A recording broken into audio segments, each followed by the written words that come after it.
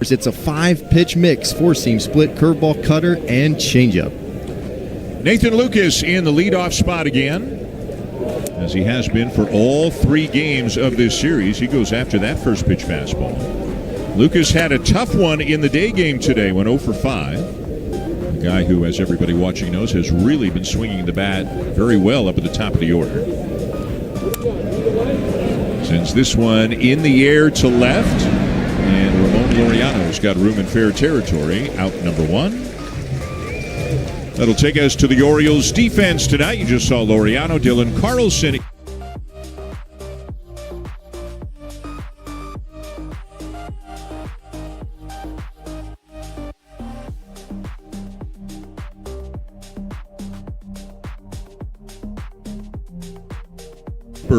No Cedric Mullins for the Orioles here with the nightcap. Here's Bo Bichette, who takes a fastball down the middle. Bichette DHing in this game. Ernie Clements at short. And with the lopsided nature of the first game, Bichette and Guerrero got out of there a little bit early in the day game today. Swinging a foul back, 0-2.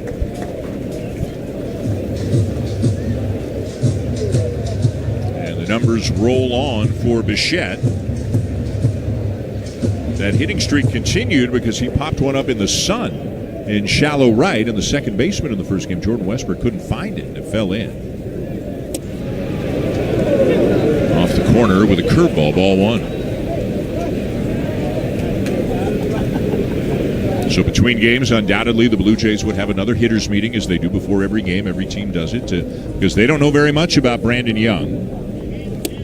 Young strikes Bichette out with a cutter up and away, 2 down. Just said it was a 5-pitch mix from Young, and a lot of times as a major leaguer, it's really tough to kind of box him into one spot, one zone. When you haven't faced him very much, you can see Bichette waving on that cutter on the outer half. A lot of times you want to kind of feel out the first at-bat, kind of see what he's featuring, what he looks like. Hopefully go from there. Good numbers in the minors, but again, an ERA over 7 in 7 major league starts with the Orioles this year. 2 down, and here's Guerrero. 1 for 4 with a walk in the first game today.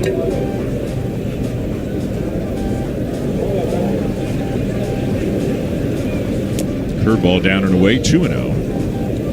Blue Jays got to find a way to get their mojo back, and jumping on an opposing starter early would be the best way to do that. Just probably change the energy in the dugout. I mean, it's hot too, but when it's this hot and you get knocked around a couple of times,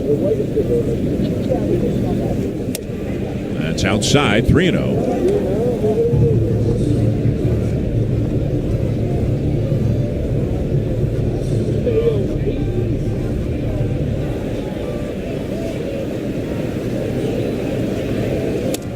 And Guerrero will take a strike on the outside corner, 3-1.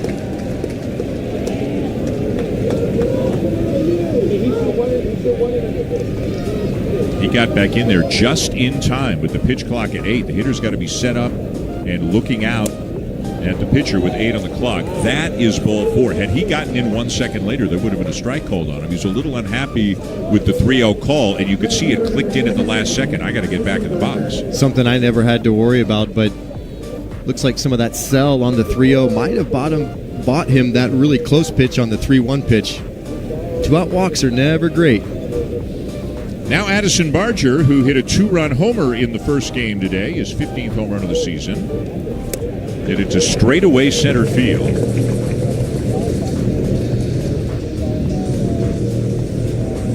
Barger moving up a spot in the order. No Springer again, so Bichette is up to 2. Barger, instead of being 5th, is hitting cleanup. It's a thin bench tonight, assuming we are not going to see George Springer or Joey Loperfido. The only 2 really healthy guys on the bench are Ali Sanchez and Leo Jimenez.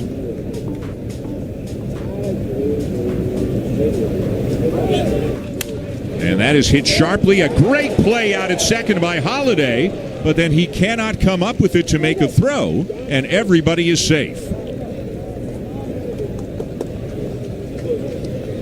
Yeah, it looked like a sure hit off the bat of Barger. Didn't look like Holiday was going to be able to get to it. Look at all that space there on the right side of the infield. He fully extends, and it looks as if his momentum really carried his weight over his front side, and that causes that glove to kind of twist underneath, and he just loses the grip of the glove. The ball was sitting there in the glove, and he just totally lost the glove. Yeah, didn't lose the ball, lost the glove. It'll be an infield hit for Barger. And now here's Davis Schneider. So Schneider getting a little bit of extra playing time, perhaps because of the Springer situation. Schneider DH'd and hit second in the first game, and he's back in there against a righty, and he might have been in there anyways tonight, as they want to make sure nobody gets played too much because of this heat, so they're rotating guys around a little bit. Schneider was at second base in this game and hitting fifth.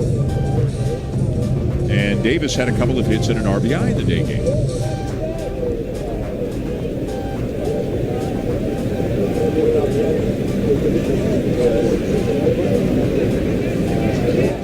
Takes it high, and it's 3-0.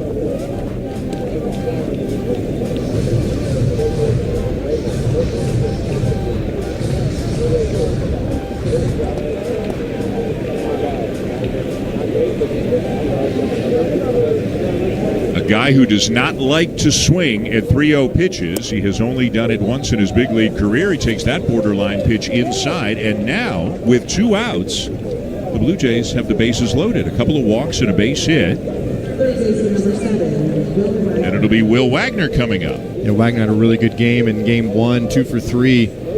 Hit the ball really hard. And scoring first has been a big deal for the Blue Jays this season. 34-11. And it just seems like when they start to build an inning, they score first. They can relax that pitcher out there a little bit, allow him some room for error, attack the zone.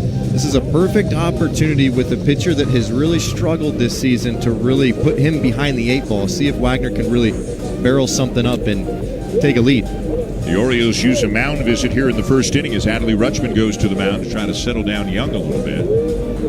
Wagner, as we mentioned in the day game today, hitting over 300 since he was recalled from Buffalo.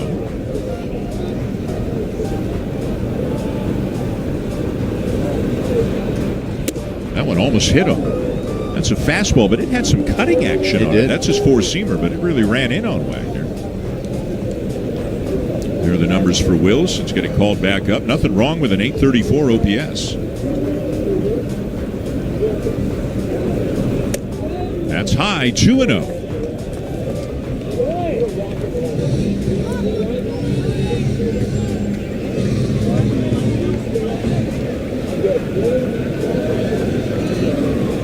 Guerrero at third, Barger at second, Schneider at first. And on the inside corner, borderline pitch going Young's way, and it's 2-1.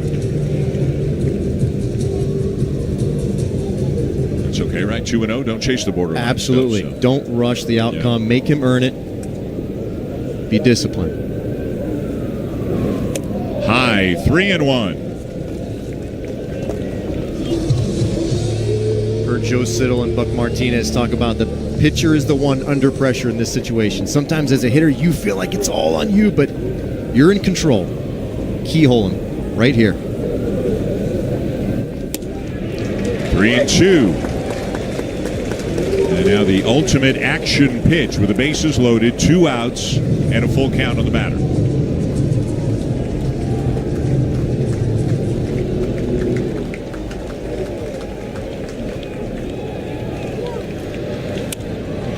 In the air down the left field line, but foul out of play. It probably doesn't mean much of anything, but like Vladimir Guerrero Jr. is about 40 feet down the line because the third baseman Arias is deep and way off the line. The only time it might help is if there's a little dribbler and the only play would be a force play at the plate or something, and if Vladdy could beat it. 3-2 again. Swing and a miss, and Young gets Wagner. And the Blue Jays will lead the bases loaded in the top of the first.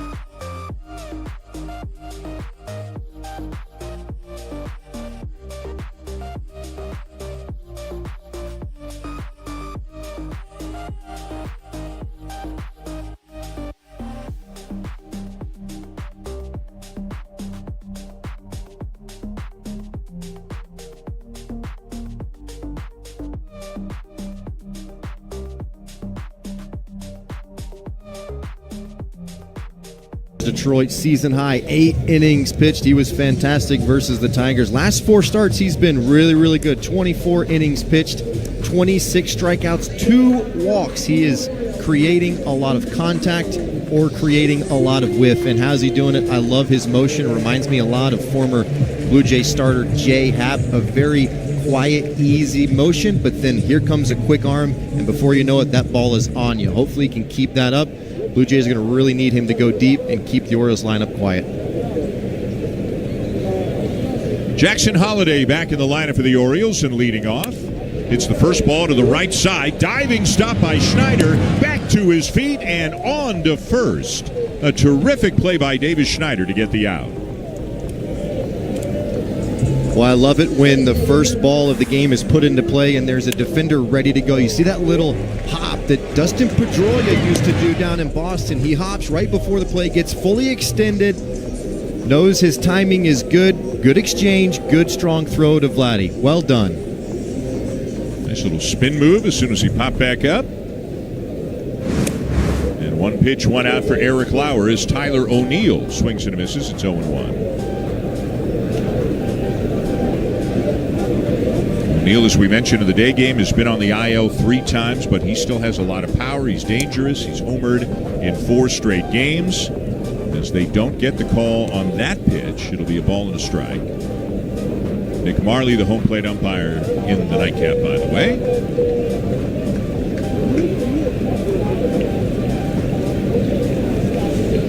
For doubleheaders, Major League Baseball brings an extra umpire to this kind of a situation. So the 2 umpires who work the plate, each of them gets the other game off. So Marley was not on the field for the day game. 1-2. Swing and a miss. Got him to chase one on the outside corner. 2 down. Been talking about the 4-seam cutter combo crowding right-handers. He really pulls the string on this slider. Probably trying to go down and in underneath, but it's in a well-located spot down and away to Tyler O'Neill. He's had a very powerful bat as of late. Good to keep him off the board. And good to face Gunnar Henderson with 2 outs and the bases empty. The fastball is in there, 0-1. Henderson 3 for 4, including a home run in the day game.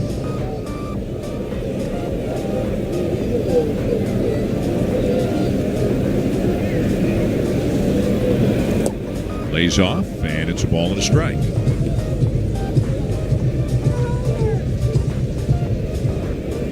Like if you walk by this guy in a mall, you might say to yourself, that's baseball. Looks like a baseball player, doesn't it? Looks good in a uni, for sure. Foul back just below us, 1-2. You're making a play if we get some action back here. Oh, no question. We're right in the line of sight, too, especially for lefties. Probably too far over to the side for right-handers, but we're right in the landing zone for lefties. Ripped hard, but foul down the line. And I think at some point, Lauer's going to really have to try and rush him. Henderson, that is, on the inner half with a fastball. He's been so good in the middle of the field, and when a guy's locked in towards the middle, you got to try and get them sped up somehow to create some room for error underneath. Grounded sharply, but right out to Schneider, who makes another play. And Eric Lauer has a 1-2-3, bottom of the first.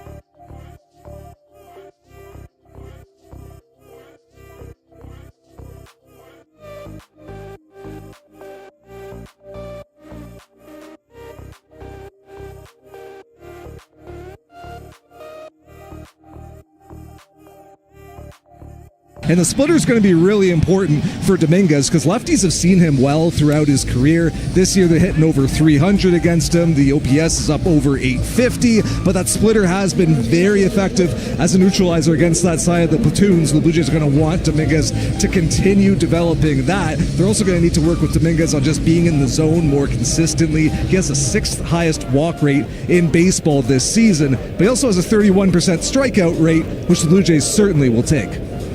Arden, thank you. They were looking for swing and a miss out of the bullpen as Ernie Clement leads off the second with a base hit. So, yes, as Arden said, Dominguez, his walk rate is the highest it's been in his career, and that is not nothing, something to keep an eye on. But good velocity, a lot of swing and a miss, very, very good numbers in the playoffs with both the Phillies and the Orioles, a former teammate of Jeff Hoffman's, incidentally, with the Phillies, and a guy who certainly seems to slide in, along with Yariel Rodriguez as a co-setup man, whatever you want to call it, in front of Jeff Hoffman, a guy who's got 40 saves in his big league career as well. Jerron Watts-Brown was ranked by MLB Pipeline as the Blue Jays' number 10 prospect, a 23-year-old pitcher at AA who is having a very good season. You got to give up something to get something. The Orioles also sending cash considerations the Blue Jays' way, which means they're paying down some of the remaining money on the contract. And the counter move is that Chad Green was designated for assignment between games. And Green had another rough one today, and a guy who's had a great career, but just this year couldn't keep the ball off the barrel. The last couple of outings were particularly rough, so Green DFA. Also, Easton Lucas has been optioned back down to Buffalo, and Paxton Schultz has been activated off the IL, and he is in the bullpen tonight. So a very busy couple of hours between games. I was really hoping Chad Green was going to be able to find a way to really kind of right the ship. Such a consummate professional, a pro's pro. 2-1 the count on Tyler Heineman, and he lines the ball up the middle for a base hit. Clement had to freeze to make sure it got through. He's up to second, and a couple of singles to start things for the Blue Jays here in the top of the second. Heineman just continues to swing the bat well in sporadic playing time now with Kirk on the 7-day concussion IL. He just doesn't try and do too much, especially when the ball's away from him. He doesn't mind going to the opposite field. This one's off the end of the bat just a little bit, but he stays good and through the zone to get it right up the middle. Here's Miles Straw now getting a start and batting ninth, playing center field. The Orioles aren't in as much as most teams come in this situation. Now they are on the corners a little bit more. He does square, and he does get it down. And it'll be a sacrifice, 3-4 on the putout as Straw advances both runners. Yeah, you typically want that ball bunted to third base with runners at first and second, but Mayo was super late kind of getting in to field this bunt. I think Straw saw him a little bit deep, so he went ahead and just made sure he got it down. And again, some people call this small ball, but this is baseball, and this is exactly how the Blue Jays play. They've been very successful, and scoring first has boded well for them. Now Nathan Lucas will try to cash in a run or two. Second and third, one out.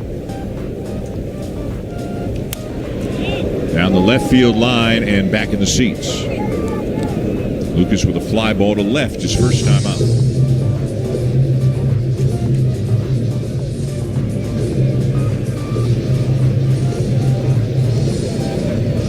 Hitting an even 300 this year with runners in scoring position, Nathan Lucas.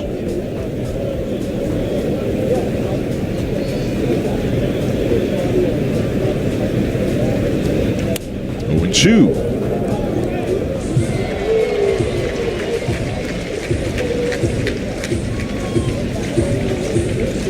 Remember, they left the bases loaded in the first, so they've had all kinds of opportunities already in this game, although they did load the bases with 2 outs. And then Wagner struck out. Their second and third, 1 out here in the second. Takes it high for ball 1.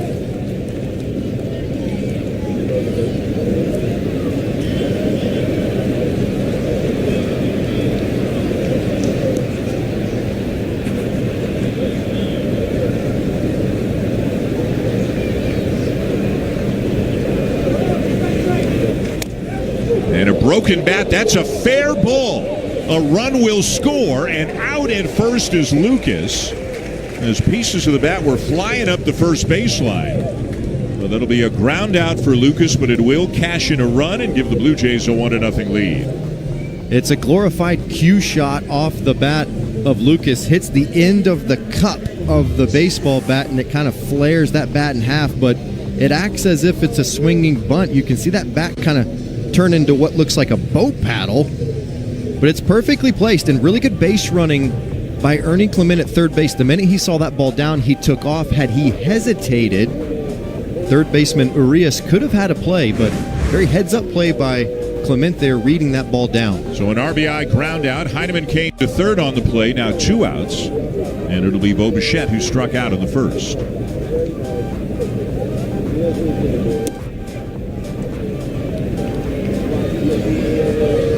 And this is where Bichette has excelled about as much as anybody on the season, hitting .389, tops in the majors with runners in scoring position.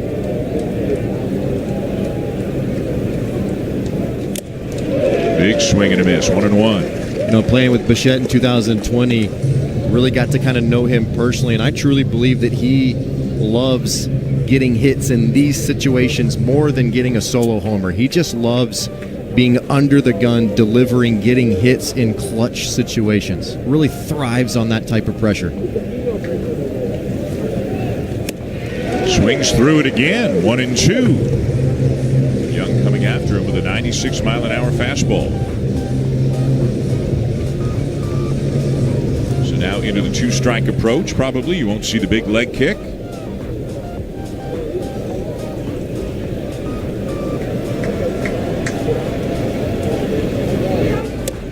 Struck him out again, 97. And Young has struck out Bichette twice in this game.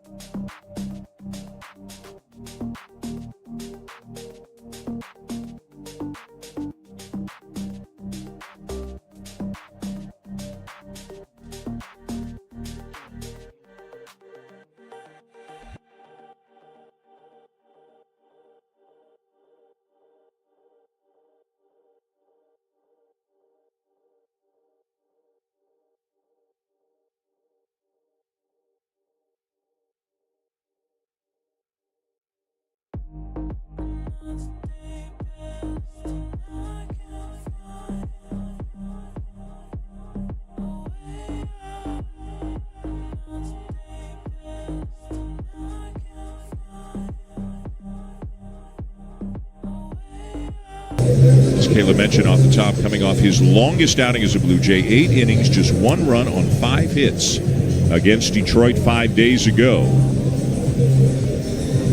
Last year, 2 AAA organizations, and then Korea signed as a non-roster invite, a minor league contract, eventually got called up, bulk guy, then moved into the rotation, and kind of start by start, trust him a little more, let him go a little further. Trust him a little more, let him go a little further. All of that seems to be in the past right now. Easy to trust right away because of his experience. Sometimes we forget Eric Lauer pitched in the playoffs with Milwaukee versus Atlanta. So he's been around the block a time or two. It's just more or less earning trust with his stuff, and I think he's done that with manager John Schneider. Adley Rutschman leads off the bottom of the second for the Orioles. Switch hitter batting from the right side. Rutschman did not play in the day game, went 3 for 5 with a couple of doubles last night, as he continues to be one of the tougher hitters anywhere in baseball for the Blue Jay pitching staff to deal with. He puts up some numbers against him.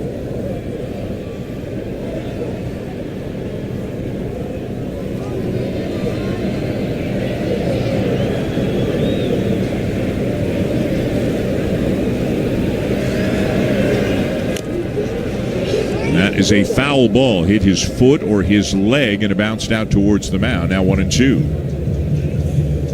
stung him a little bit. You know, these type of swings are a product of kind of being out and around the baseball. Looks like it got the left, oh my goodness, right below the knee. I can promise you that is going to sting as a catcher. When you're squatting down, I've had many of those. Right under the knee, right on the shin. That is going to leave a welt. I have some bruises that are still evident from hitting balls off the left leg. But that's what Lauer will do. He'll crowd right-handers, try and get them all spun up, and then finish them underneath. This is hit down the right field line. Into the corner disappears Barger, but it's foul up into the netting. There's Addison. Still 1-2 on Rutschman.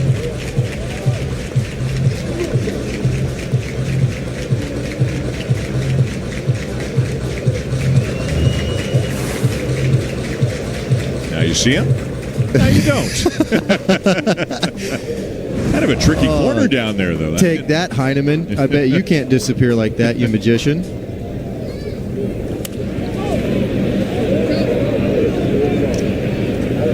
That is hilarious. Yeah, this wall is really tricky down there in right field. That's a retractable roof.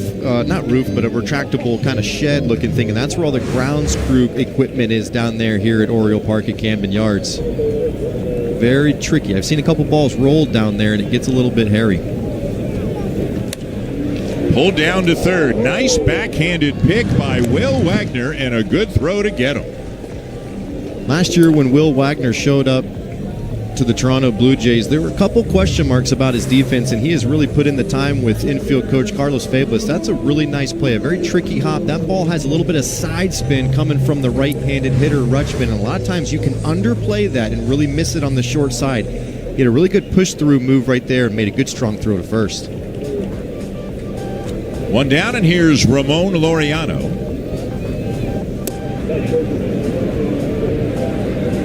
Who has had a really good couple of games against the Blue Jays. He is 5 for 9 with a home run.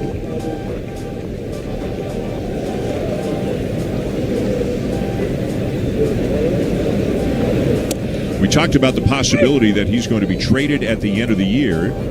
His contract is up, but in talking with some Orioles folks today, they have a team option on him for next year that is pretty reasonable, and so they might want to keep him around. Or if they don't, they're going to ask for a lot for him as he lines the ball into right field and is now 6 for 10 in this series.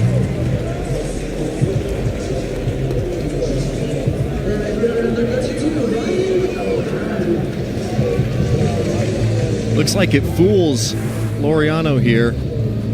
Change up off the plate, just cue shot right off the end of the bat. Sometimes it's not how hard you hit it, but where you hit it. And if you have just enough launch angle on it. He's right in the middle of a heater, Dan. Yep. He's making $4 million this year. The team option for next year is $6.5 million. So see if the Orioles are inclined to keep him or trade him in the next 48 hours. Here's Ryan O'Hearn, a guy that in all likelihood they will trade. He is a free agent at the end of the year.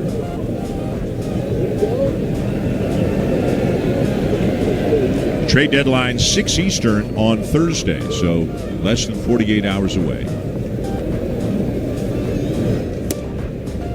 Lauer, perfect spot with that pitch, and he jumps out in front of 0-2.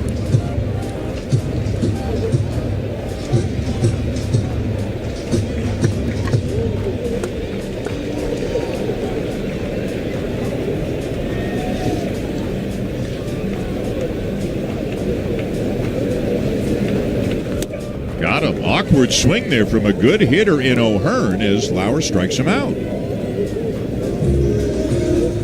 Just perfectly executed from the lefty. Just love his motion. It's totally under control. Repeatability of the windup. And when you have that type of repeatability, you can start to throw pitches where you want.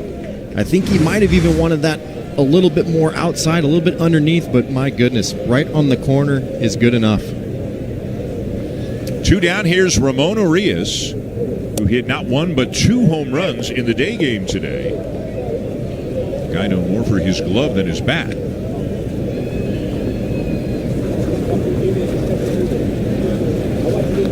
Short lead at first by Laureano. 2 down now.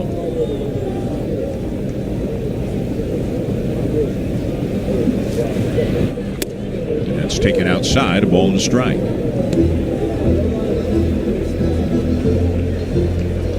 Lauer getting the night game, John Schneider said, because he's kind of the veteran guy, compared to the guys who came up, Easton Lucas and Lazaro Estrada. So you kind of let the guy who's been around a little bit longer choose, and they all thought that Lauer would prefer the night game. Is now another good swing by Urias. That's a base hit into left center. Laureano racing around to third. And the Orioles with a couple of men on with 2 down. Urias has really tried to pull the baseball in this game. Home runs to left field. Watch this pitch. It's out over the plate, and he gets barreled to baseball. Watch Laureano right here. No hesitation whatsoever. Hits the inside part of the base, puts his head down. Straw's forced to throw that ball back into second base. First and third, 2 down for Kobe Mayo. The young first baseman, 3 for 4 with a homer last night, 0 for 5 in the day game today. Takes the curveball, low ball 1. 26 pitches in, Caleb. We've only seen 1 changeup from Eric Lauer. That's a good pitch for him. It is, and I feel like left on right, it's a really good push-pull. You got to really use that part of the equation against a bunch of right-handed hitters. That'll miss just inside, 2-0. But you don't want to rush it. You want to kind of see where each hitter is at versus the fastball. You don't want to throw an 0-0 changeup or a 1-0 changeup after not seeing a swing. You might be throwing it right into their barrel, but if they start to get on that fastball, a changeup's a great pitch. And now missed outside, 3-0. Lauer doesn't walk many at all, doesn't really have control problems at all. Comes into the game with a strikeout to walk ratio of about 4.5 to 1.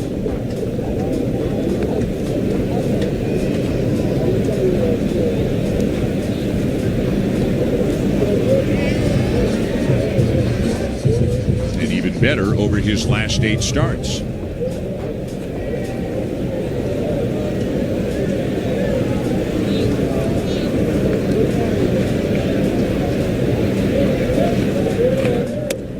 In there, 3-1. A lot of cutters here tonight so far. Yeah, Mayo typically starts off wound up, meaning ready to hit the fastball, looking to do damage to the pull side. There is a ton of pop in this large frame from the right-hander. Love the keep-away approach. You can jam him in off the plate. Swing and a miss at the curve, 3-2. What are you calling here? Same pitch. With an ugly swing like that, even though the hitter might be looking for it, when you have that type of ugly swing, I love going back to it. I would be setting up off the plate, and I would want it ball to strike, nothing kind of finishing down and into Mayo. Outside or underneath. Runner at first will be on the move. Hit hard but foul. Came back with the cutter.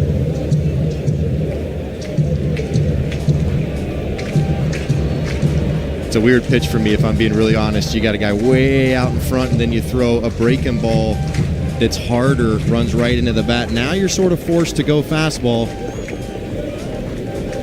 Hopefully it's well executed. Missed outside, and that walk is going to load the bases.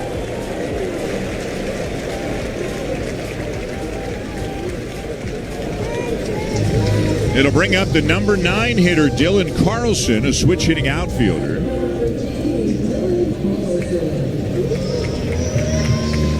Carlson's been up and down between the big leagues and the minors, 26 years of age, former first-round pick of the St. Louis Cardinals. Had a good rookie year back in 2021, but has never really been able to reproduce those kinds of numbers, and just trying to stick around as an extra outfielder right now. Big spot for Lauer and the Blue Jays here in the bottom of the second.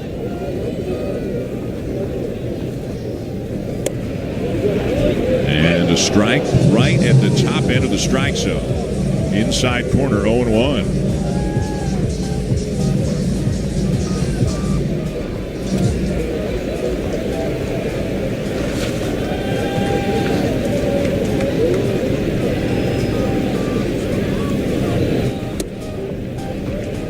changeup, just the second one he's thrown tonight. And the problem is, if you don't kind of work it in early in the game, it's hard as a catcher to expect that pitcher to have it under the most high leverage of situations, which is right now in this ball game.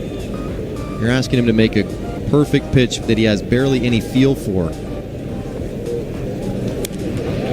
Fastball fouled back, 1-2. Remember my first pitching coach, Dave Wallace. Spent many years with the Boston Red Sox. He was adamant about trying to find spots as a catcher early in the game to try and work all the pitches in, even if it's not the right pitch, so that you don't get in a situation like this and the pitcher doesn't have any feel. Bases loaded, 2 outs, and a 1-2 count on Carlson. Missed just off the outside corner.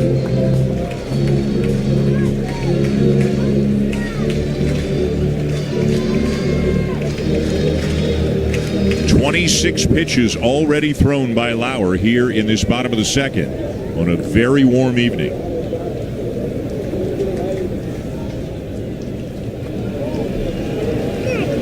And Heineman's going to give him a breather.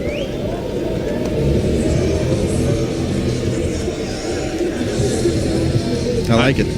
I like it. Yeah. Make sure that you're on the same page. Obviously, Lauer stepped off, may not have loved the location, may not have loved the pitch selection, but when you go out as a catcher in this situation, you say, hey, what do you got? And they're going to tell you what they feel most confident in. If you are in agreement, you say, let's go, give it to me, whatever you got, full conviction. If you're in disagreement, you come out there and say, hey, I like that pitch if you give me the perfect one. Otherwise, I like this one. You pose a question to the pitcher, then they will decide. You're both on the same page, and conviction is the number one factor in this. You can see You've got to be convicted. You can see he's sweating through his jersey already here in the second inning. He's been out there a long time. The 2-2, and he got him. Heineman hangs onto it, and Lauer strikes out Carlson and strands 3 runners in the process. A big, big pitch.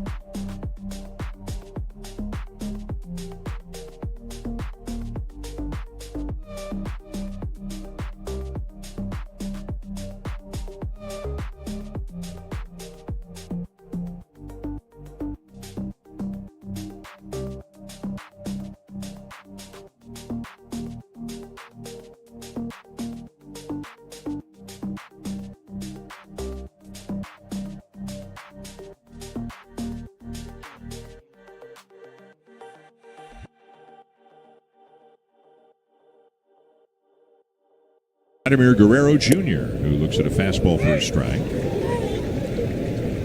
Guerrero, with 2 outs in the first, walked and got as far as third, but the Blue Jays left the bases loaded. They got a run in the second. A Lucas ground out scoring Ernie Clement, who had singled to begin the inning.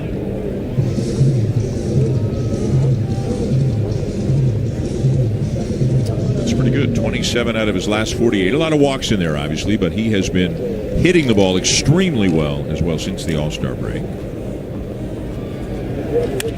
Shoots this one out to second, but the liner is caught by Jackson Holliday, 1 down.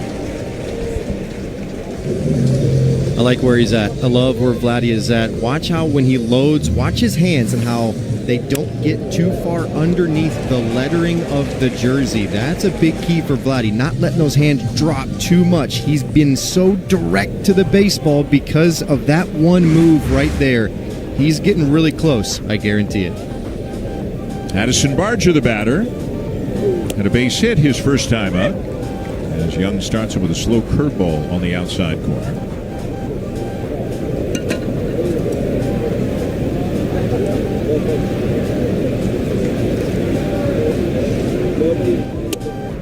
And then a fastball on the inside corner, and it's 0-2.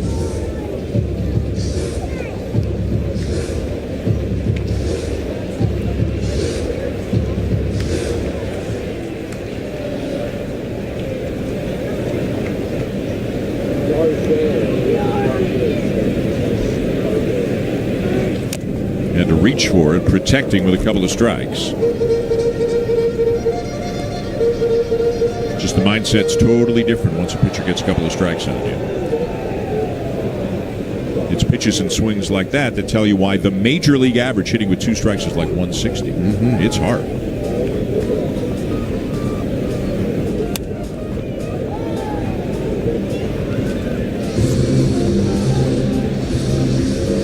And when you're right in the middle of it, battling like this is a really good sign. Eliminating whiff, trying to spoil very tough pitches, especially against a young, inexperienced pitcher. Sometimes you can buy yourself a cookie in the middle of the plate, put a good swing on it. And a pitch clock violation called on the pitcher, Young, so that'll be ball 1.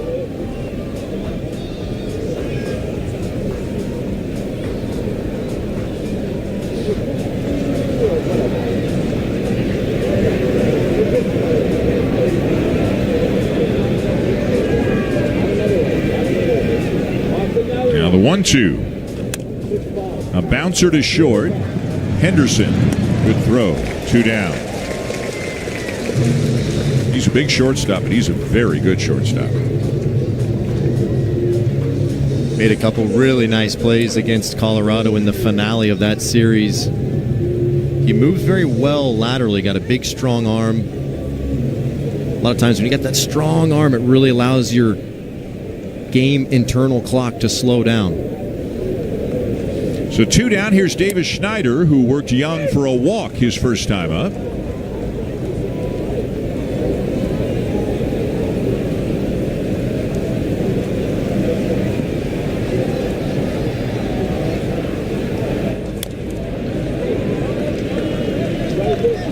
Schneider has had 114 plate appearances this year, Caleb, and he's walked 20 times. So more than 1 out of every 6 plate appearances. And that percentage is even higher since he has come back from the minor leagues. He has, he's been Davis Schneider since he's come back. He's hit some home runs. He's taken a lot of walks. He's been a productive offensive player. Skies this one on the infield. It'll be Henderson again. And the Blue Jays are retired in order. So it's still 1-0. Now going to the bottom of the 3rd.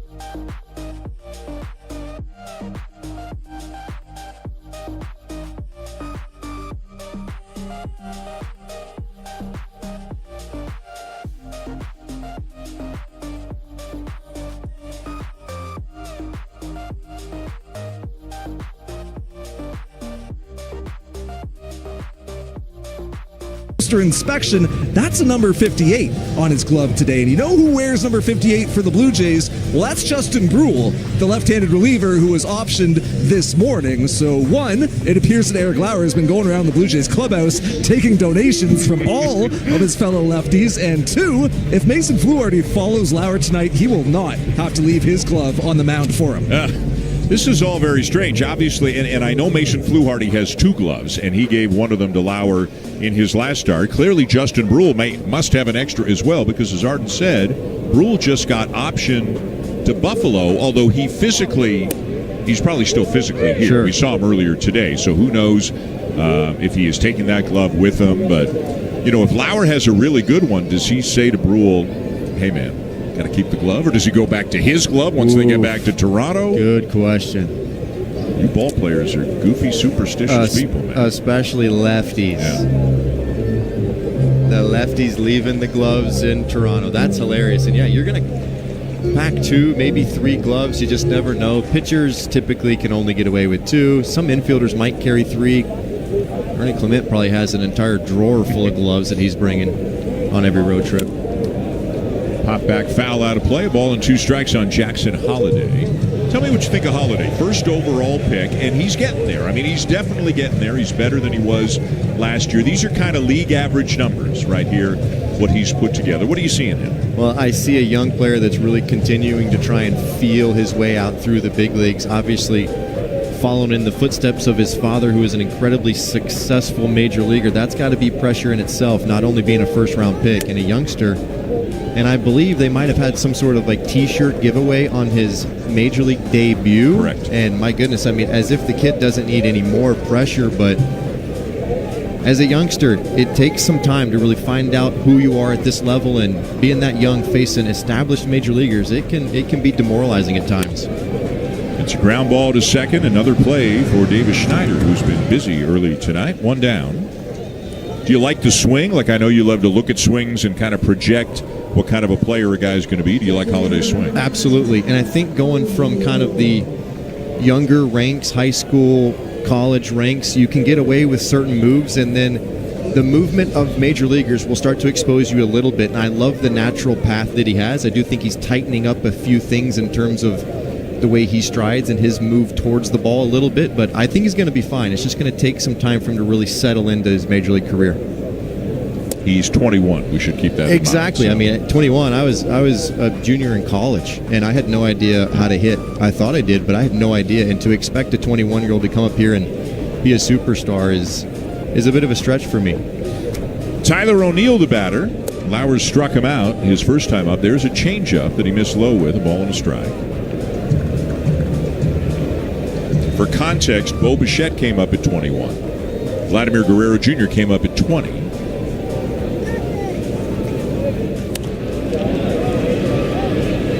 Popped up in foul territory, and Guerrero's got it. 2 down.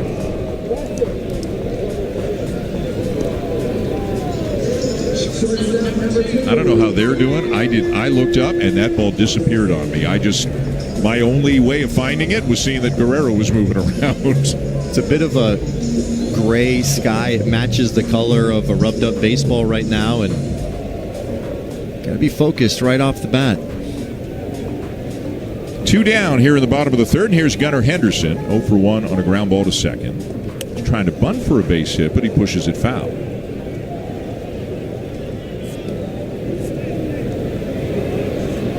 I like that. I like that because as a catcher, that tells me he feels uncomfortable. Oh, you like it from the catcher's point of view, not from the hitter's point of view. Yes.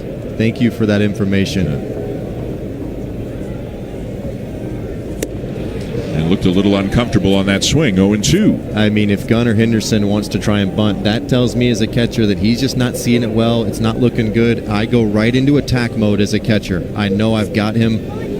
Now 0-2, you want to really expand. Was able to jam him up with a fastball right down the middle of 4-3 in the first AB. Tons of options here. Just missed inside. How about a lefty on lefty changeup with a couple of strikes? That's cruel. Cruel from the glove of Brule.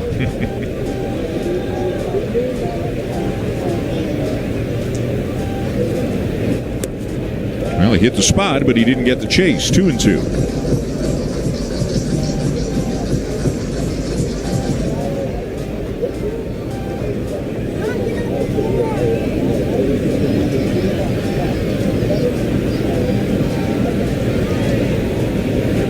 Got him.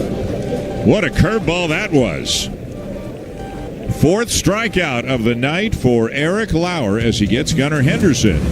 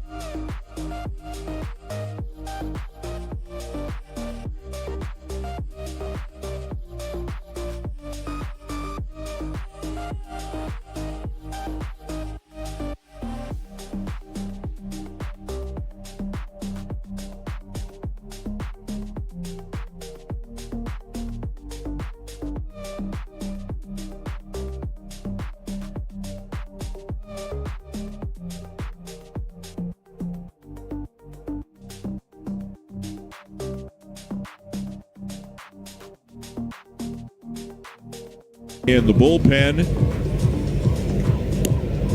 I mean, he has played against them, but hey, Brendan Little, new guy.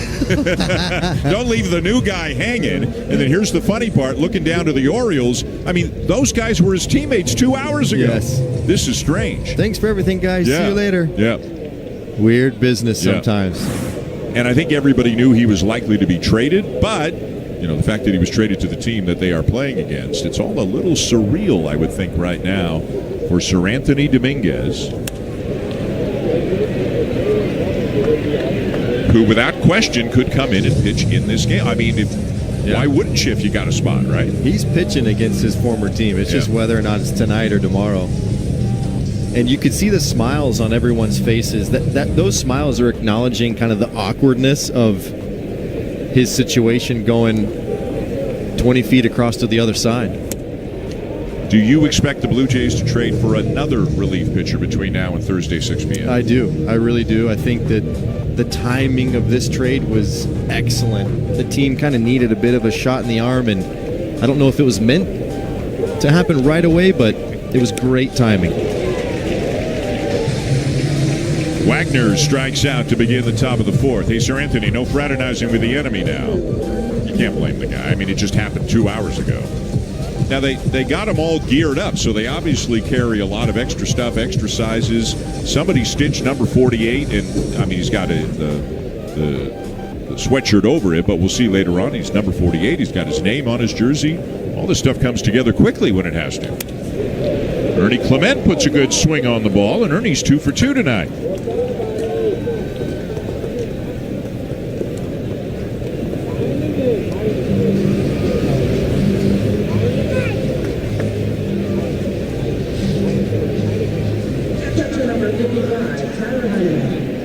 Brandon Young on the mound for the Orioles. They're 27th man here for the doubleheader. Here's Tyler Heineman, who had a base hit his first time up. The Blue Jays now with 4 hits in this game.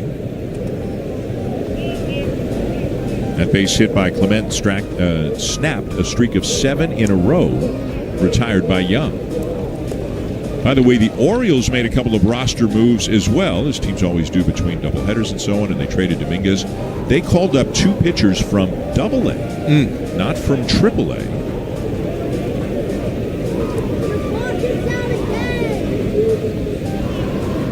And some of the thinking is just that their Double-A affiliate is in Bowie, Maryland. It's close, and all this stuff happened last second, and you know, you just want to get a couple of arms in case you get into an injury situation or a long game, extra innings, whatever. So they called up 2 guys from Double-A today. one of whom, Elvin Rodriguez, has major league experience.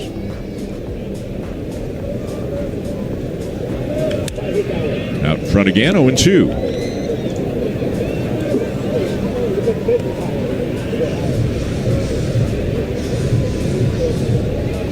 See, Heineman has completely sweat through that jersey as well, and it's very possible, if not likely, that fifth inning or so he'll change into another one. We have seen Blue Jay pitchers and catchers in this recent heat wave.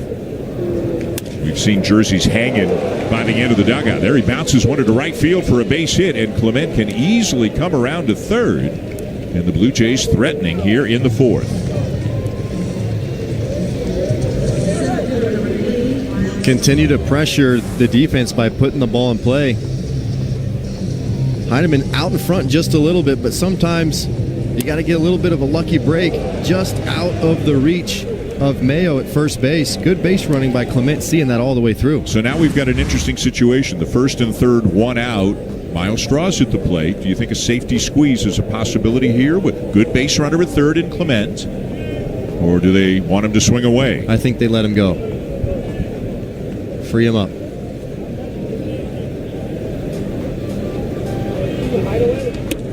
No sign of a bunt. He takes it outside. Ball one. Manager John Schneider is giving signs to Carlos Fablis, relaying those over to Heineman at first base. Then he'll go get in the ear of Ernie Clement, telling him what's going on. Mark Budzinski at first base doing the same with Heineman. Strike. It's 1-1.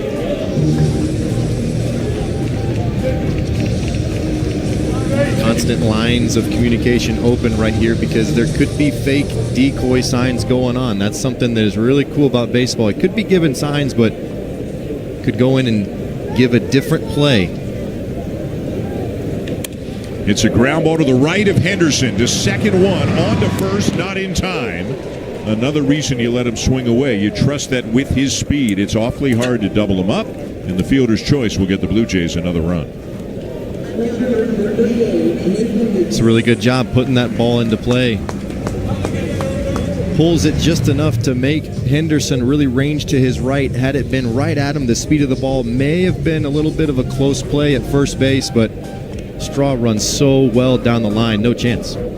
So he's been in the middle of both run-scoring situations for the Blue Jays. The sacrifice in the second, and now the fielder's choice RBI here in the fourth. And will they turn him loose at first base with two outs and Nathan Lucas at the plate?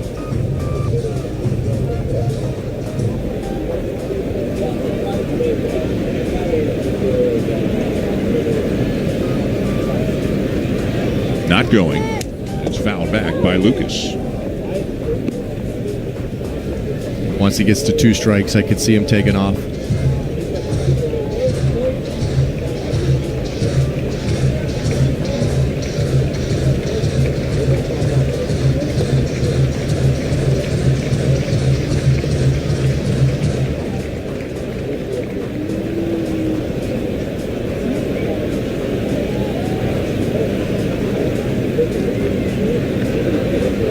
Step and stopped, and then Lucas fouls it off, and now it's 0-2.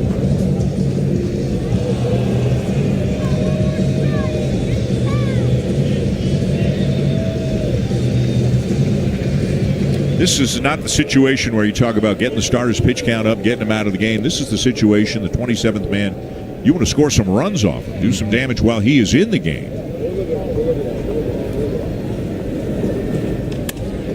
Fly ball left center. Carlson is there at the top to make the catch. That'll retire the side, but the Blue Jays now lead 2-0.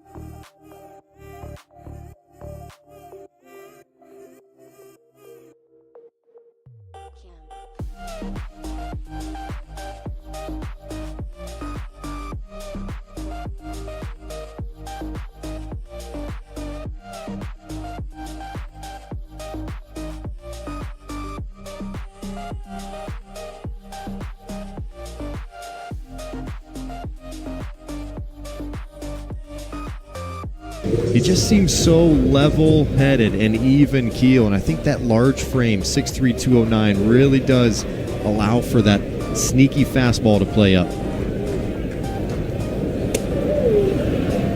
He will start Adley Rutschman with a strike here in the bottom of the fourth. Rutschman grounded out his first time on.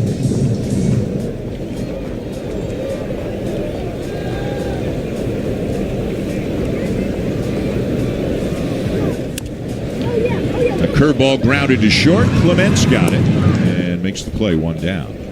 So in the clubhouse in Detroit, the day after Lauer's last start, he was surrounded by reporters who initially wanted to know, did Max Scherzer really punch you in the lip? And Max Scherzer did not punch him. So, but boy, they had fun with that. So then those questions kind of dissipated and other people went away. And I said, Eric, tell me, why are you so rock solid this year? Like last year at AAA, your last time in the majors in 2023, the numbers didn't look like this.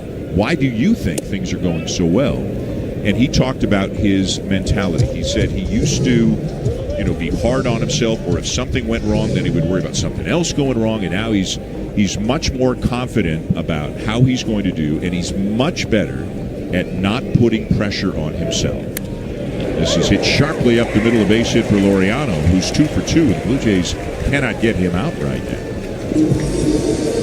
He said it's taken him a while to get to this point. We talked about Tyler Heineman and a lot of the same kinds of things. And even though both of these guys in their 30s and they're both big league players, they're not just working on their grips and their pitch usage and their sequencing. They're working on the mental side as well. And he also gave credit to his rotation mates. He said, I have learned a lot from talking to the likes of Kevin Gausman, Max Scherzer, Chris Bassett, Jose Barrios about how they have dealt with the ups and downs of being a big league pitcher. This one is in the air by O'Hearn. It's hit a long way towards the left field corner. It's off the wall and takes a huge hop over into left center.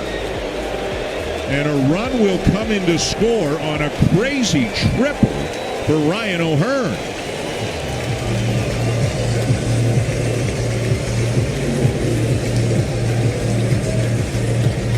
Wow. I played in this ballpark for 5 full seasons, and I have never seen a carom like this before. O'Hearn's got some big pop to the opposite field. Watch this carom. It just hits the top of that extended, angled piece of the wall and in between the wall and the pad, and just caroms all the way to right center field. Infield in, as it's now 2-1. A runner at third, one out for Ramon Urias, who had a base hit his first time up. He takes a curveball outside for ball one.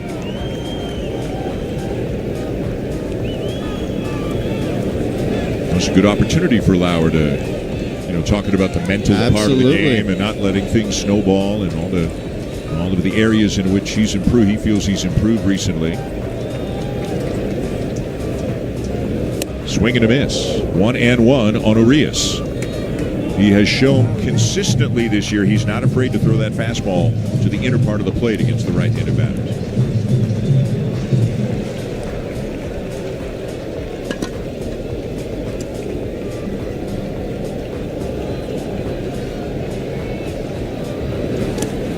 Blocked by Heineman. 2 balls and a strike.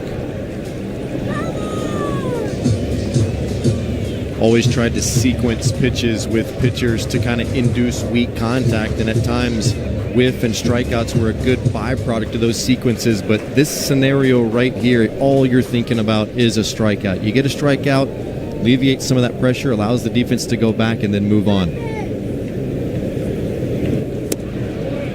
And it's called a strike on the inside corner. Urias, not so sure, could easily have gone the Orioles' way, but it's 2-2.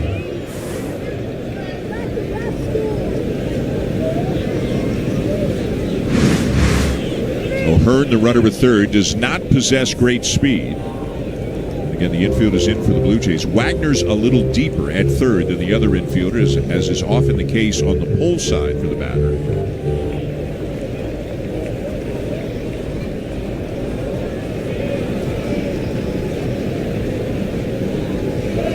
The 2-2. Another block by Heineman.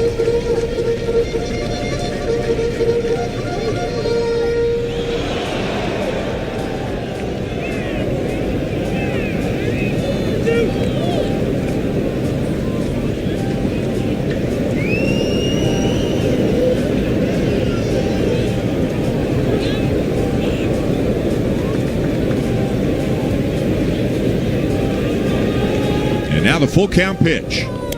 Hit weakly to second. A diving stop by Schneider, but the only play he's got is to first. And that ground out will tie the game. Good play by Schneider, but the Orioles get a run. That's really unfortunate for the Blue Jays. Had the ball been pulled 4 or 5 feet to Schneider's right, it would have been right at him. Doubt that O'Hearn would have released on that. If he did, would have been able to scoop it, throw it home. Or if it would have been hit harder, I feel like O'Hearn would have paused there at third base. Perfectly placed infield ground out. And the Orioles have come back to tie it here in the fourth as Kobe Mayo looks at a strike. The first baseman walked in the second.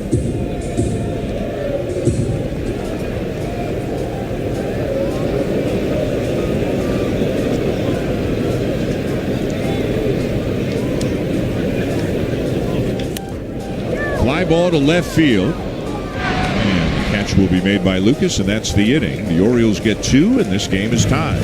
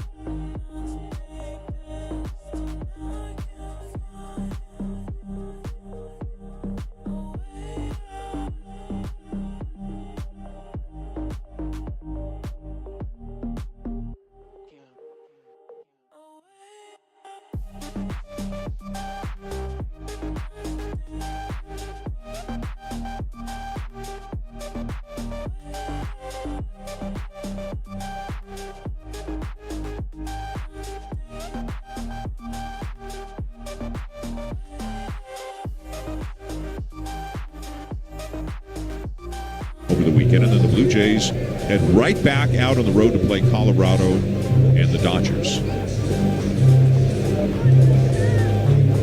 And by Friday, perhaps another trade or two, another change or two.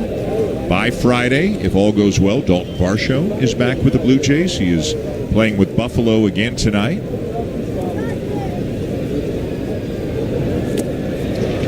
Right now, Bo Bichette, who again has been about the hottest hitter in baseball over the last 10 days, is having all kinds of trouble with Brandon Young. He's just not seeing it. Laid on the fastballs in the first at bat.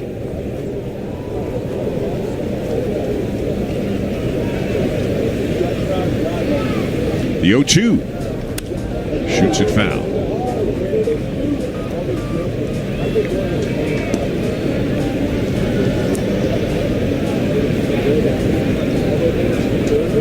Ooh. Yes, please. please. You want to go or should I? I'll be right back. Oh my goodness, that looks so good. It's 100 degrees outside. Wow. I'm not gonna be able to take my mind off of that ice cream cone.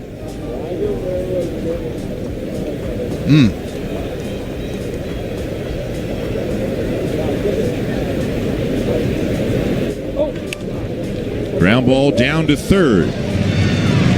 Scooped up, the play made by Urias for the first out. Download the Sportsnet app for your chance to win tickets, gear, and more. Plus, stream live games and get instant highlights. Down.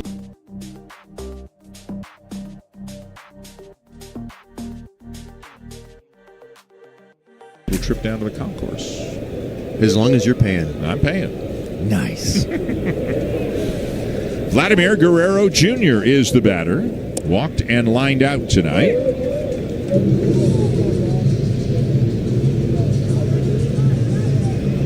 What would be your flavor of choice? Swirl, both. Ooh. Chocolate and vanilla together. You? Probably just chocolate.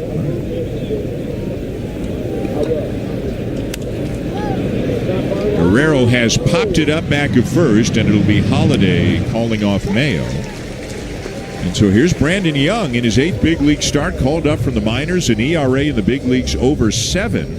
And he has, contained the Blue Jays to this point. 2 runs over 4 2/3.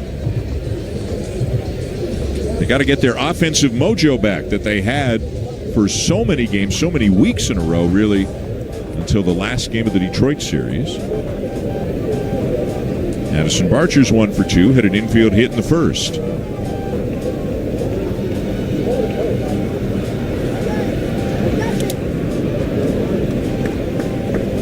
Still got a chance to split a series. Still got a chance to head home feeling pretty good about things. Lopsided losses in the first 2 games of the series, and now all tied up at 2 midway through this one. 2-0.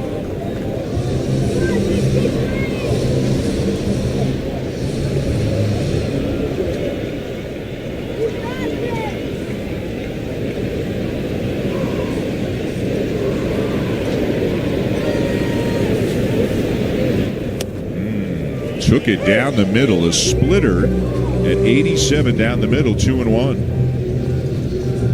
Might want that one back. He's done well off of change-ups and splitters this year.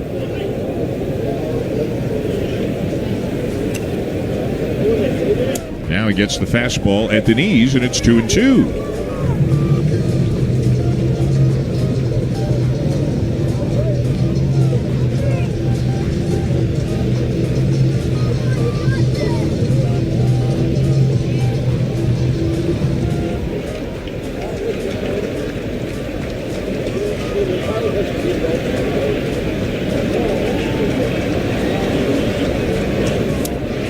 And he strikes him out. And Brandon Young just set down the heart of the Blue Jays lineup in order. So this game is still tied at 2 as we go back to the studio with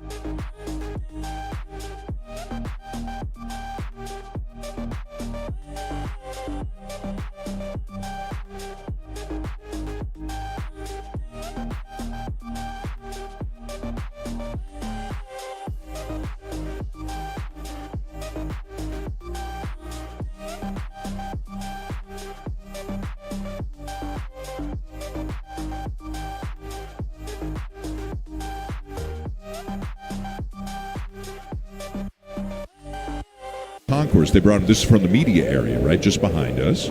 You got your chocolate. I got my chocolate vanilla mix. And we're good to go.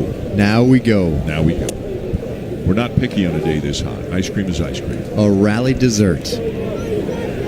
Let's have a taste here.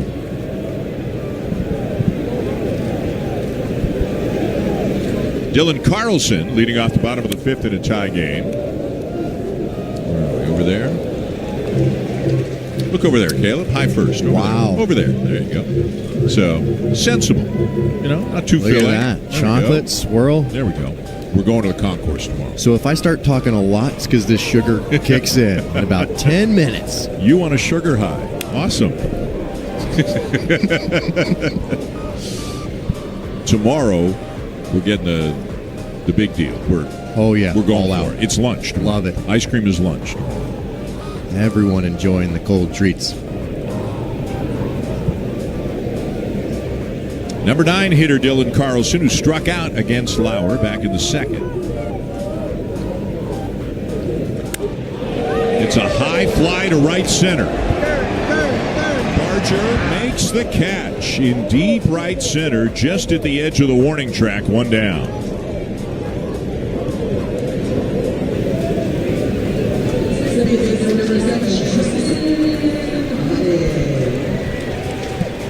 Now Jackson Holliday 0 for 2 on a couple of ground balls to second.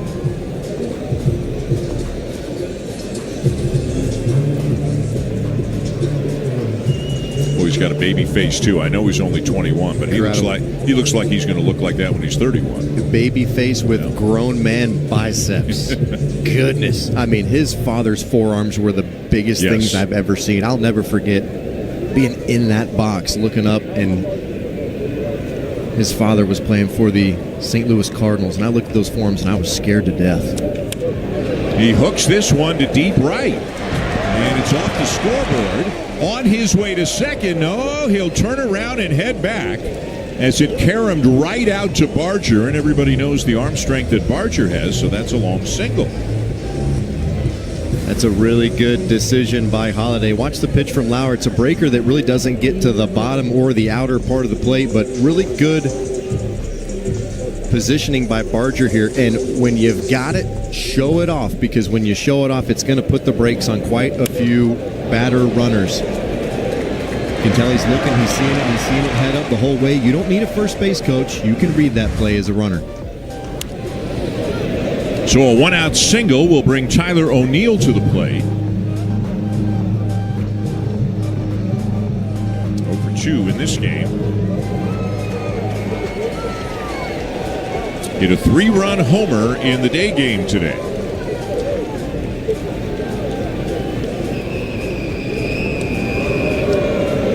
Speaking of grown man biceps, Tyler O'Neill. Yes.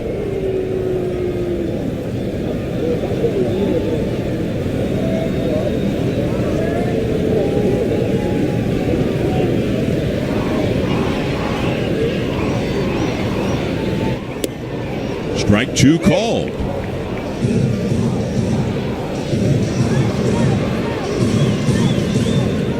That sounds about right. Those numbers there. Remember the home run on opening day? He has done some damage against the Blue Jays.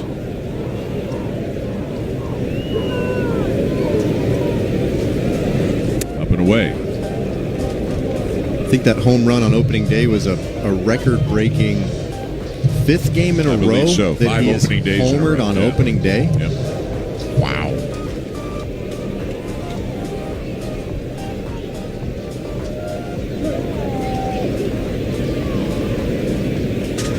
Holliday going. The throw down by Heineman. Safe at second base is Jackson Holliday with his 10th stolen base of the season. Well, with the lefty Lauer, you got to make up your mind if you're going to go first move. Right when Lauer lifts his leg, Holliday takes off. It's a really quick exchange. Good throw by Heineman. Lauer just a little bit too slow to the plate. Orioles now threatening. Runner at second, just 1 out, and the count 2-2 on O'Neill.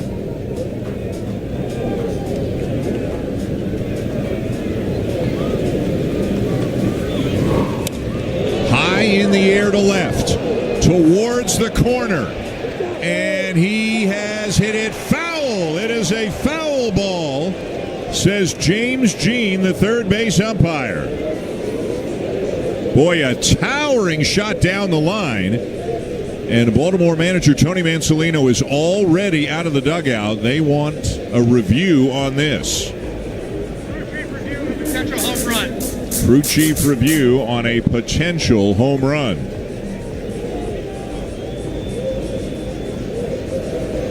Man, that was hit so high. Might have made it a little more challenging for the umpire to assess. This will be a great angle right here. Foul. That's my call. I think you got it right. Wow. He hit it. I mean, it went over the foul pole. I'm not sure if left and right is more important. He hit it right over the foul pole. And then it's a near impossible call for an umpire from about 300 feet away. Yep. I am surprised there isn't some sort of technology to really kind of shore this type of play up. Lasers or something. It's a pretty tall foul pole there in left field, and you see this happen in Tampa and Sacramento this year, but in the other 28 parks, the call on the field is going to stand, which basically means they couldn't tell one way or another, so whatever the call on the field was, they stick with that. It's a big sigh of relief for the guys in the blue uniforms tonight.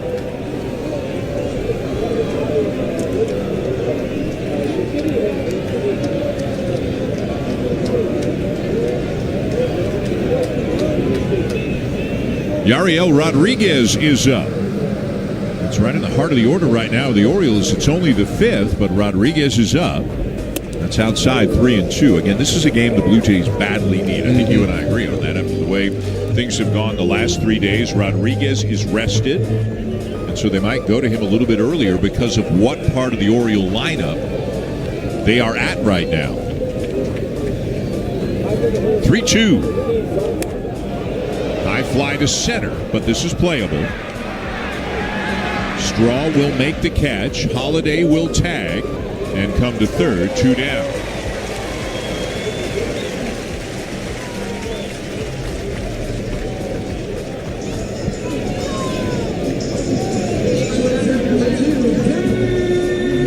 So now Lauer will try to get out Gunnar Henderson to end this, and he has had 2 good battles against Henderson, a ground ball to second and a strikeout. And you talked about the uncomfortable looking swings that we are seeing from Henderson so far in this game. Can Lauer continue that trend?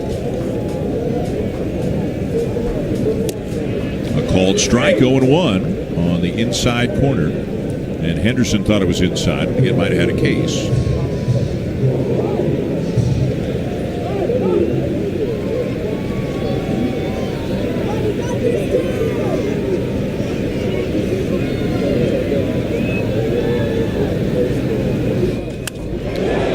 Drive right center field. Barger is there to make the catch, and Lauer gets out of it. And through 5, it's still tied at 2.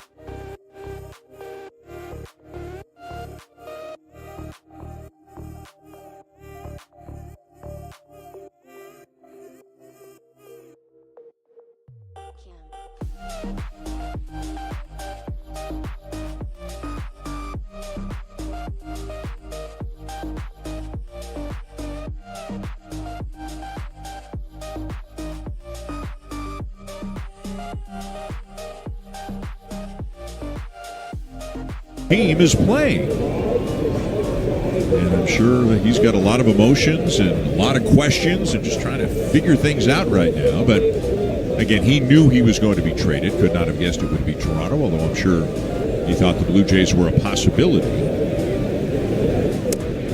Wasn't here all that long. He got traded from Philadelphia to Baltimore last year and then was here for about 4 months this year. But he has spent much more time in his big league career as a Philly than he did as an Oriole.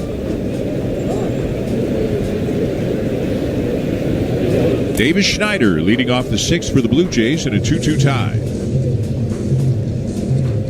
He'll be followed by Will Wagner and Ernie Clement. Each team with 2 runs on 5 hits.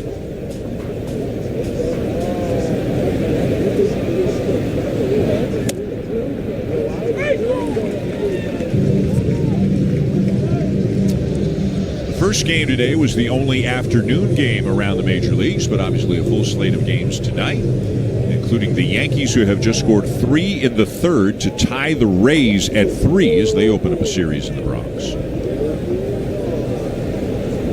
The Red Sox and the Twins are scoreless top 2 in Minneapolis. The Tigers are tied at 2 with the Diamondbacks, top of the 5th in Detroit. And the Astros are just getting going with the Nationals. Those are the most relevant teams standings-wise to the Blue Jays.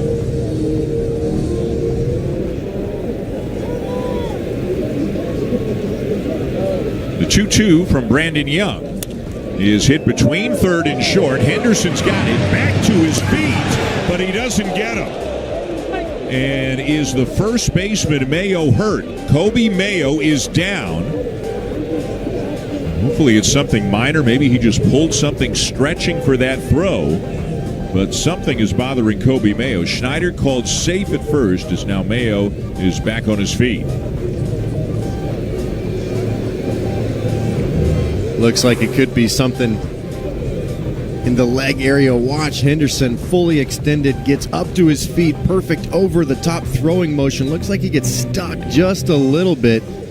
Looks like his cleats sort of dug into the dirt as he was trying to really plant those feet. Get the arm strength from Henderson. A lot of times when you try and really extend out there as a first baseman, you want to raise that toe up so you can kind of slide. Watch his cleat kind of dig right there, and sometimes you can feel something right behind the knee. Don't forget there was a game earlier today in some pretty hot temperatures, and sometimes you can start to kind of tighten up, cramp up a little bit. You can hydrate as much as you want in between, but sometimes when you really push those muscles to the limit, you can start to feel something in there. Looks like he's going to be okay. He'll stay in the game. Schneider's got an infield hit to begin the 6th inning. Schneider's been on base twice, 1 for 2 with a walk. And here's Will Wagner, who has struck out in both at-bats against Young.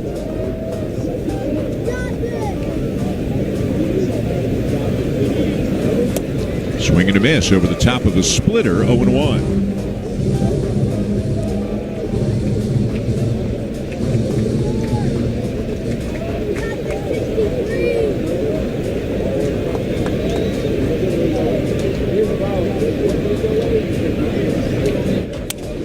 Line to first, a double play.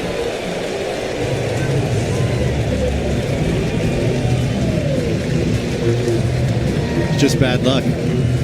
It's bad luck. Will Wagner scorches this ball to Mayo, and when you get that type of aggressive lead, when the ball is hit behind you on a line, yes, take off. That is the correct move, because it doesn't matter. If you go back right away, you're out anyways. If that ball gets by Mayo with a running lead, you might be able to score. Nothing Schneider could do right there. Tough break for the Blue Jays. 2 down and the base is empty, and here's Ernie Clement now. He is 2 for 2, and he has scored both Blue Jay runs tonight.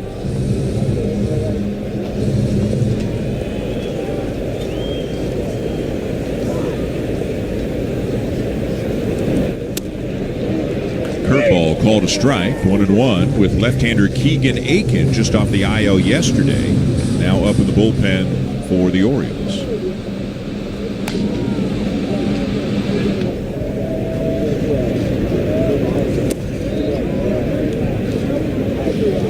Yariel Rodriguez is still up, so let's see if that means he's coming in. Does that mean that Lauer's done?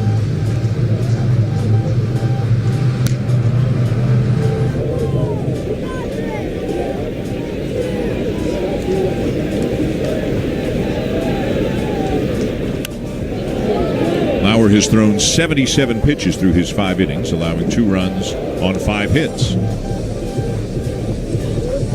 I could see Rodriguez coming in for Laureano. Might let him go back out to get Rutschman from the right side unless they really like the matchup of Rutschman from the left side versus Rodriguez.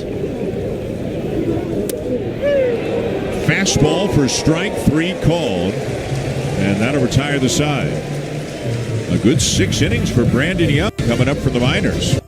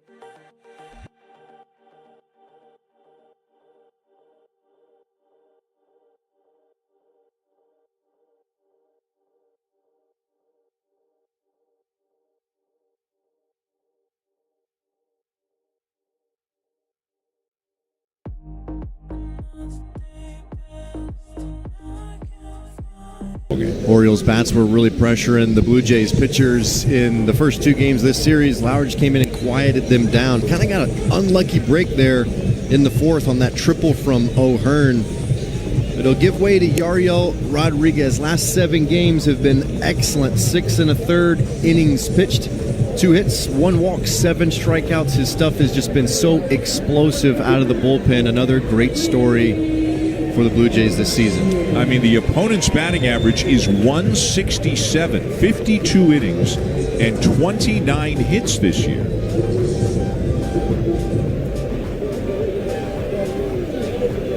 And he'll get right into it here with Adley Rutschman, who's 0 for 2 on a couple of groundouts. Rutschman turning around to bat from the left side now. And he was after it. Boy, Rutschman was in swing mode on that first pitch, and that was a lot of cut on that fastball from Rodriguez. It looked like a wiffle ball. At 96. Watch this pitch just... And we've seen him have some natural cut primarily as a starter. Looks like that cut has kind of been dialed back as a reliever, but that thing was nasty. And now the splitter outside, a ball and a strike. Fastball, splitter, slider.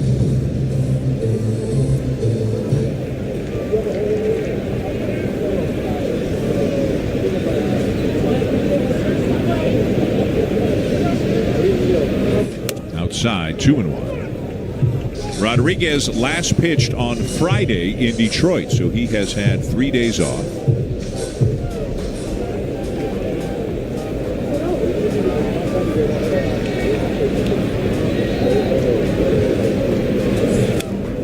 Fouled off, 2-2.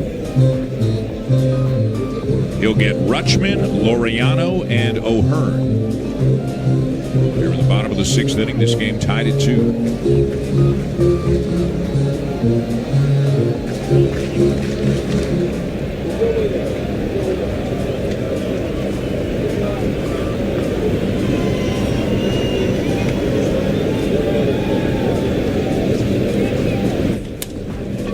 next. Back to the mound. Nice play by Yariel, and he'll fire it over to Vladdy for the out. Vladdy's giving him a little smile, saying, "You don't have to throw 98 over here, you know." Rodriguez gave the fingers to the eyes. Better be aware, big boy. And that just shows his intensity right now. I mean, he comes off the mound and just steps and fires a good short arm action. Some pitchers have difficulty with that. They'll get it and they'll kind of hesitate a bit. Love that he stepped and just fired it over there.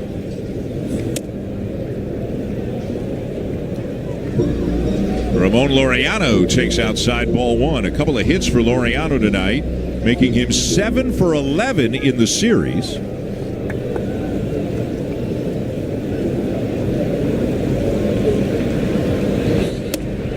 In there with a slider, 1-1. You know, the stuff is so pure from Rodriguez. He'll also use a little bit of a hesitation, something he probably learned in Japan a little bit, and he'll also kind of drop down on occasion, trying to change the angle and the shape of that breaking ball.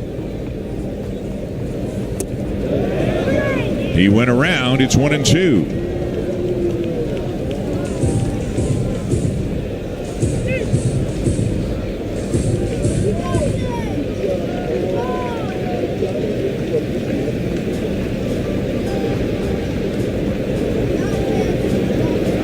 There's the hesitation.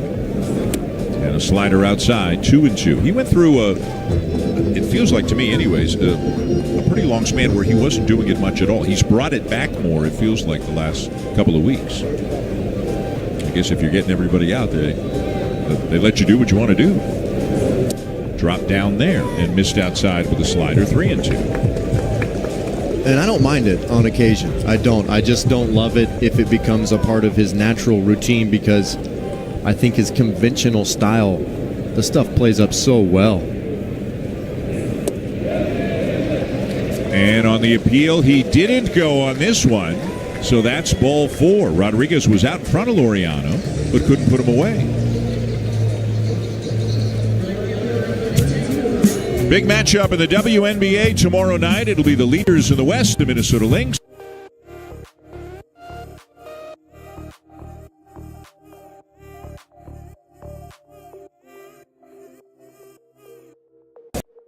Tie, bottom 6, and a man on with 1 out for Ryan O'Hearn, who hit that crazy triple his last time up. The ball deep in the left field corner that caromed off the wall and went all the way over to left center, over by the 363 side where Miles Straw had to come back it up.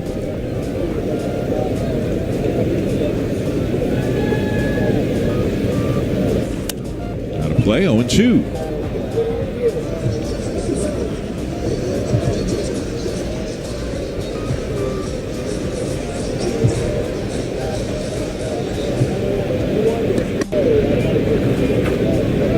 Laureano being held on by Guerrero at first.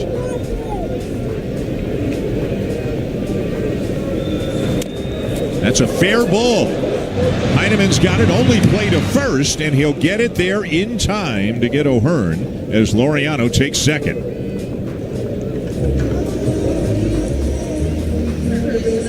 Looked like there was indecision on the part of O'Hearn. Do I take it? Do I swing? Like a breaking ball that just kind of jammed him up. Good job from Heineman to get out there and really take charge. Sometimes as a pitcher running in there and you got to kind of find the ball, turn all the way back behind to first base, it can be an awkward throw at time. That catcher just gets out there, circles it, creates a really good throwing lane, executes the out. Runner at second, 2 down. Ramon Urias the batter, a base hit and an RBI ground out. Swing and a miss at a fastball away, and it's 0-1. Brendan Little is up in the pen for the Blue Jays. Little had a tough one last night, a third of an inning, charged with 4 earned runs through 24 pitches, but obviously available here tonight if needed.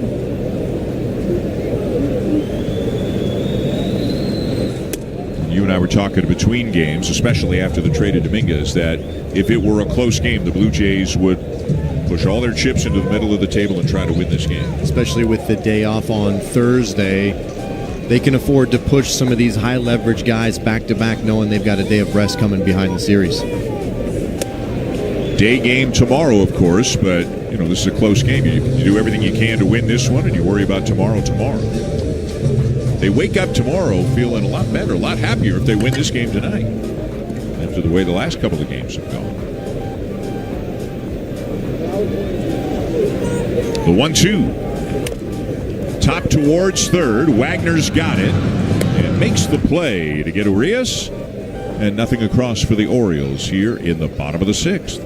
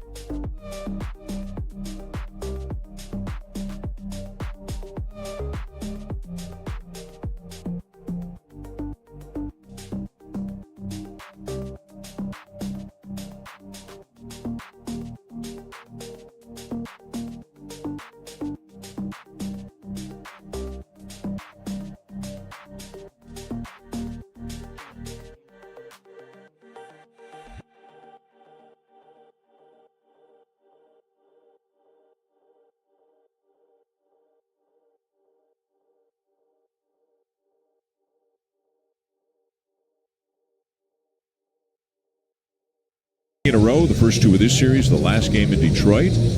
But the Orioles and the Blue Jays in a 2-2 tie going to the top of the seventh inning. Tony Mansolino has gone to his bullpen. Left-hander Keegan Aiken, just off the IL a couple of days ago, was into the game. Former second rounder in 2016, has made 28 starts as a starter, but really found his home as a bullpen piece. 206 games out of the bullpen. Four-seam, slider, changeup.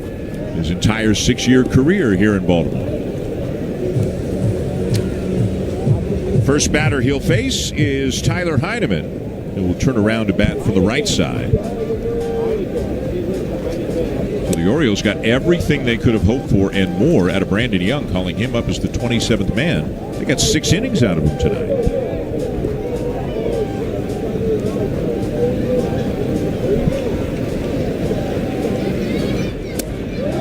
At the knees, 2-1. Hey! Sir Anthony Dominguez is up. He's going to get some action just a couple of hours after he found out he was a Blue Jay, against the guys who were his teammates until a couple of hours ago.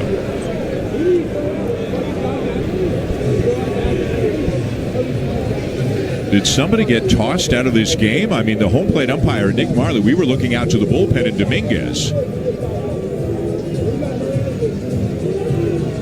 The umpire took his card out, right? It was writing something down, and that usually means absolutely that somebody got tossed. Heineman didn't like it, but it wasn't Heineman who got tossed.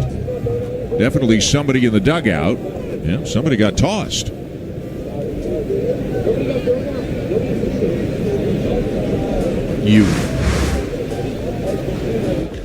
Lined up the middle, a base hit for Heineman, and Tyler Heineman is 3 for 3. Wow.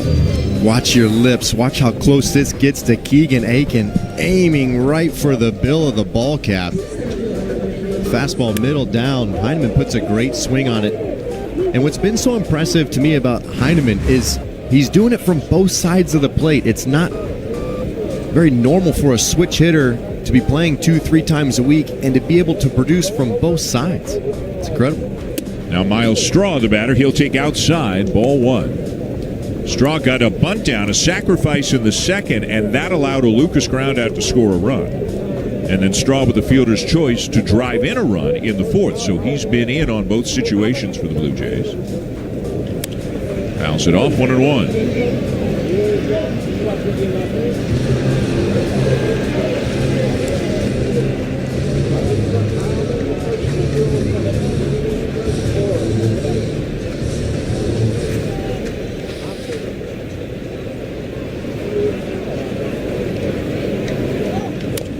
This is bounced to third.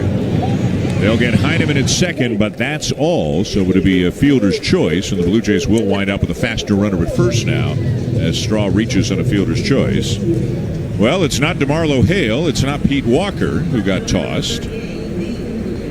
There's not Don Mattingly.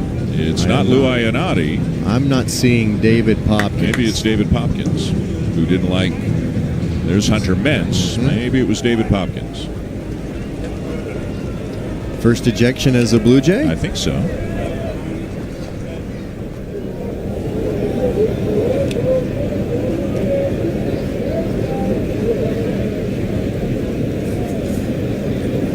So Straw's at first with 1 out, and it's Nathan Lucas, the batter, 0 for 3. A lefty-lefty matchup. Up and in, ball 1.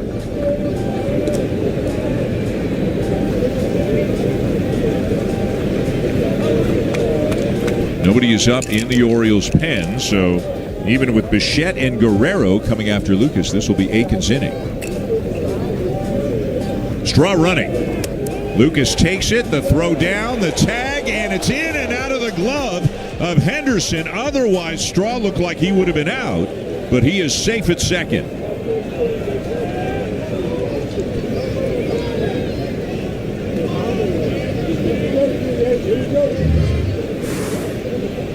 Straw going on the first move. Rutschman with a good strong throw. Watch the umpire. He was ready to bang him right there. He took a step forward, started to raise that right arm to bang him out, but it looks like at the very last second he lost the ball.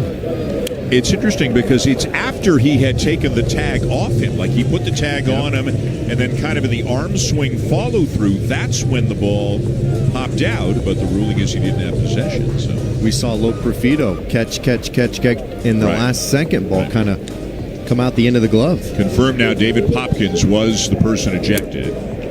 Blue Jay hitting coach now 2-2 on Lucas.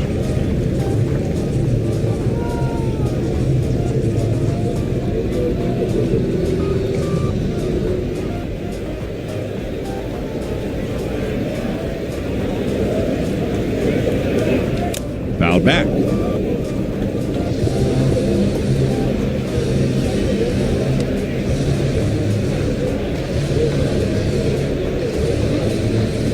Two-two tie in the 7th.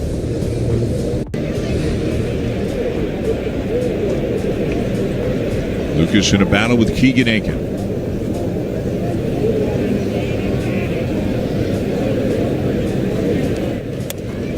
Pops it up down the third base side and well back into the seats.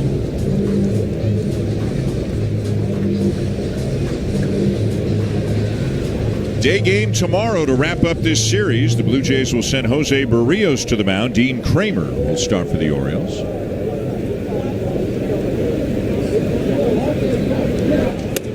Full count now on Lucas with Bichette on deck.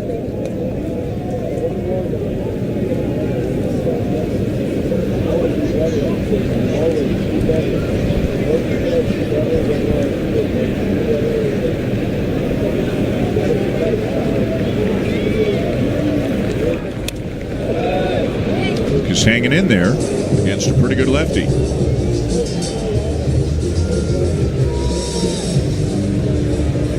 And again, remember, a short bench tonight.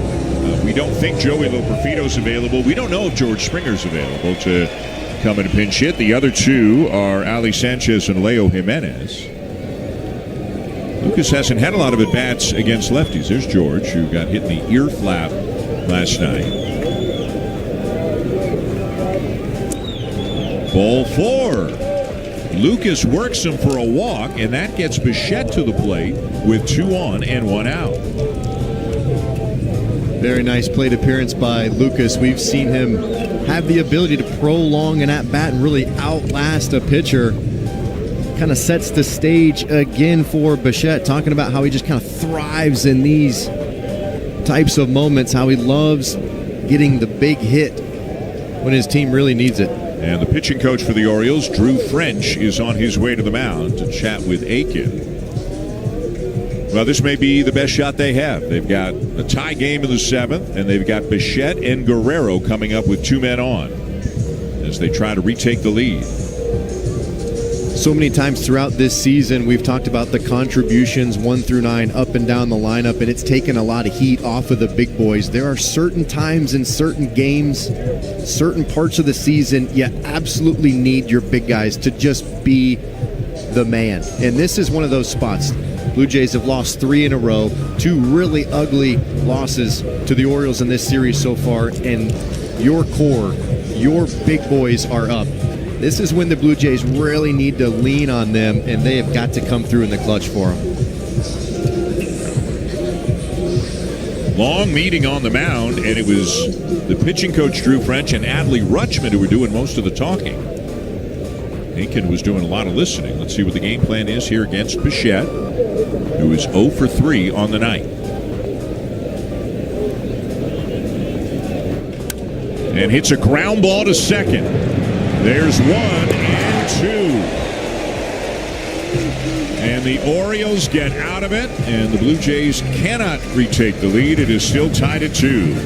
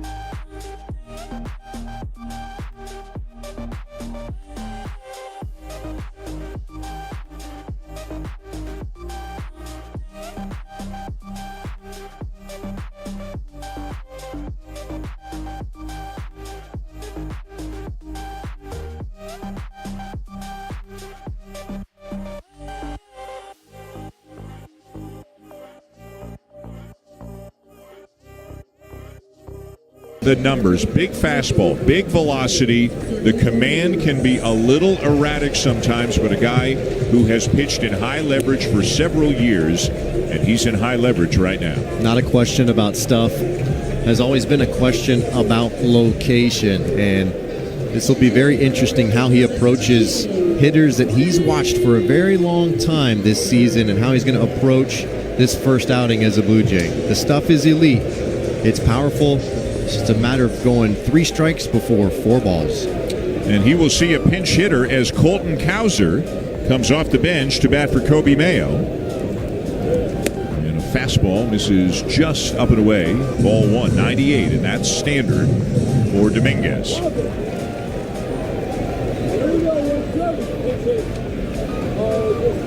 This is something you don't see every day. Down and in, 2-0.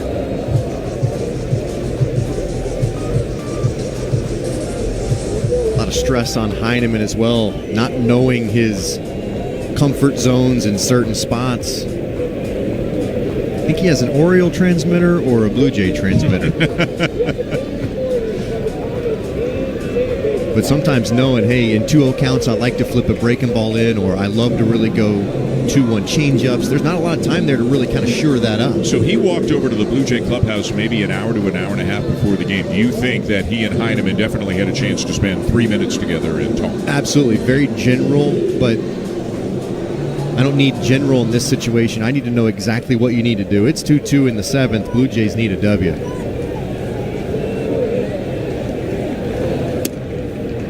Gets the call there at the top of the zone, 2-1.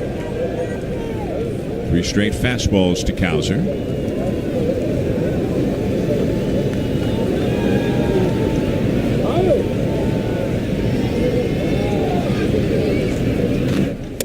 And right there at the bottom of the zone. So at the belt for strike 1, at the knees for strike 2. And now does he break out that splitter? That's a pitch that he just started to really use earlier this season. He's increased the usage of it month by month, especially against lefties. There it is, and Cowser did well to get a piece of it. Love that action. Wow. A straight downer. And I love the fact that the Blue Jays targeted him because of this split finger. Can have quite a few conversations with Gausman, with Yariel Rodriguez. That was great north-south action. Got him. Went right back to it.